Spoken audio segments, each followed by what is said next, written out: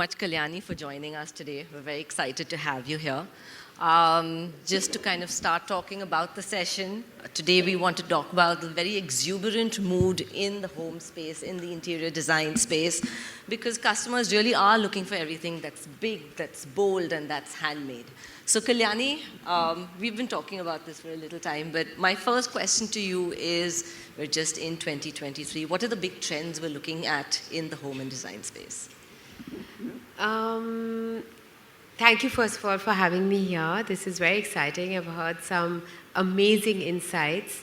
Many I don't quite believe in, but it's all data analysis, so it must be true.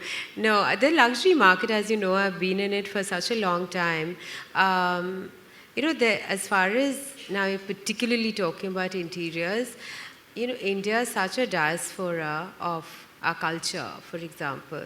So the tastes vary. So there's no interior trend as such, I'll be honest, in my observation, because I'm doing a lot of styling with my brand Rezon, because people come to buy that one thali set and then they say, no, we need a centerpiece and where should we put it? And I said, no, what about that console? And then, and that's how it actually all started. There's really no trend. There is, we have such a rich cultural background. So that always comes into being, mostly. Then, of course, now, as far as trend and trendy people go, there's a lot of international influence in terms of design and not just with the luxury market, but people are getting in international architects, for example, even for your landscape, etc., etc. So it really depends. So I don't think there's a particular trend as such for the Indian market. It's very mixed. No, I guess you are right, but I think what we are seeing is that there's a move also towards conscious consumption, and people are buying stuff in a more thoughtful way. Is that something you are seeing? See, I manufacture, make, design silver, and that has a longevity which is, as I keep telling my customers, is silver's for life, and it's a great investment. So yes, conscious buying for sure, because we've been through 2 very difficult years. Retail in a lot of ways is completely bipolar.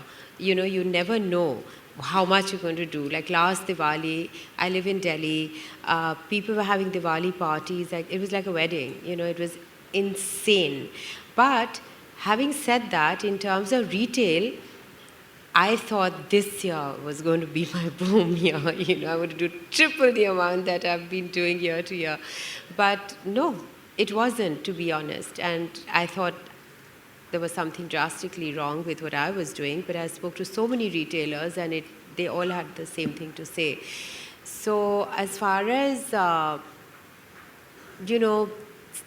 conscious buying is concerned, I think people are looking into, especially with my business again, of course it's about investment. So you're consciously spending X amount of money for the longevity of, so modern heirlooms, silver, modern heirlooms, that's the word. Yes. So what do customers really come to you and ask for when it comes to design, when it comes to a certain type of product? I remember, last time we spoke, we were talking about how serveware is something that is, a huge sort of subcategory, and even sort of tablescaping is, suddenly taking off because people are spending so much time at home. Is that something that you are seeing? I think after the pandemic, what really happened is everyone's, again, much has been spoken today, looking inwards in every possible manner. And the home has definitely become a very important part. In Delhi, there's so much entertaining, because people have large homes, etc.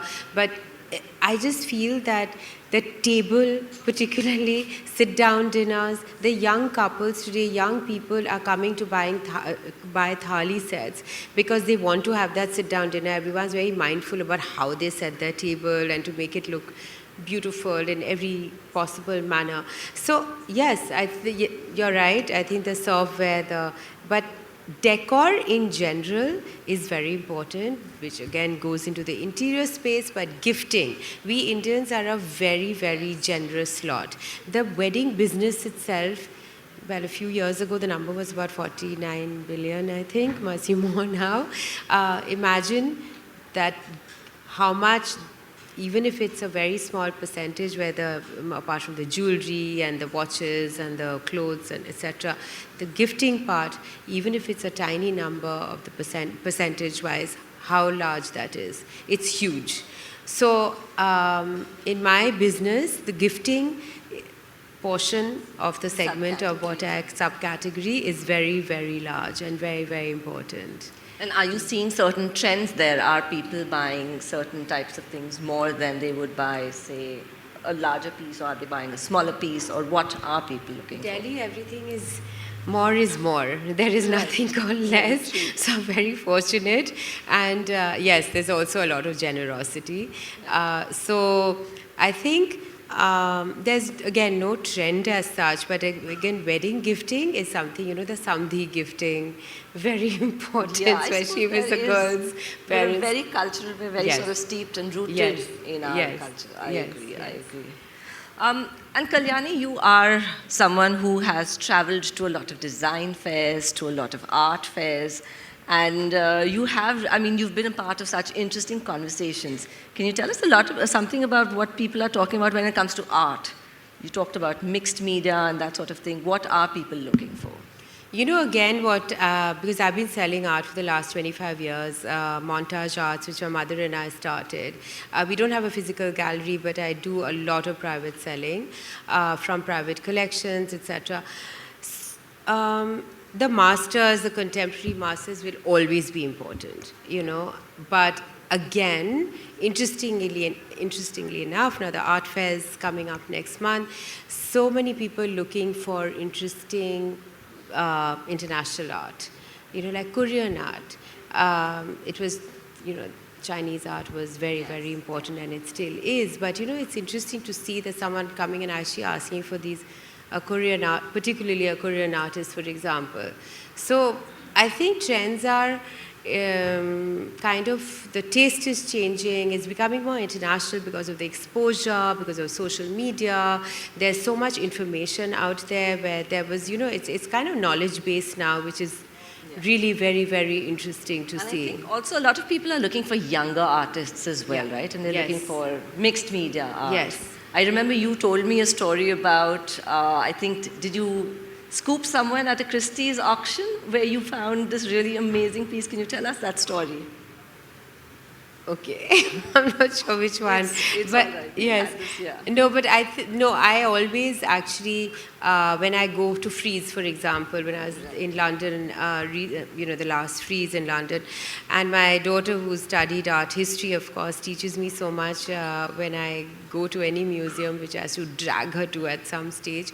But again, the interesting art I found were these upcoming new art and the mixed media and little blurbs, and there's a little sense of humor which always attracts you more than anything else. It's kind of dark in a way, but I like that. So yes, it's interesting what's happening out there. There's so much of thought. It's not just a brushstroke anymore. What does it mean? Nobody asked that question. It's for example, a horse that Mr. Hussain made. It was a beautiful horse. You love the movement of it. No one really asked him what was the difference between all the horses he painted, probably.